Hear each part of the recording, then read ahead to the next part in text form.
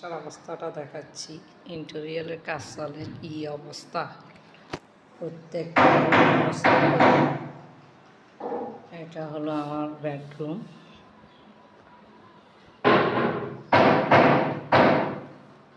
এই যে দেখেন কি অবস্থা।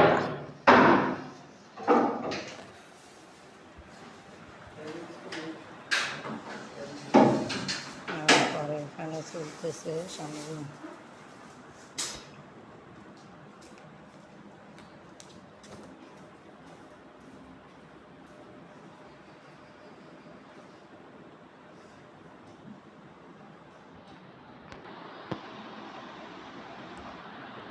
এখানে আমি একটা পর্দা লাগাই এখন ঘুমাইতেছি।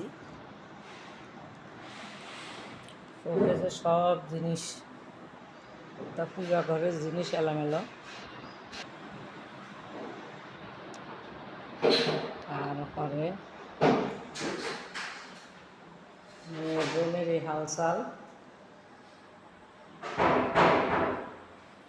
তা কোনো রুম এখনো রেডি হয় নাই, আর অনেকগুলো কাজ বাকি।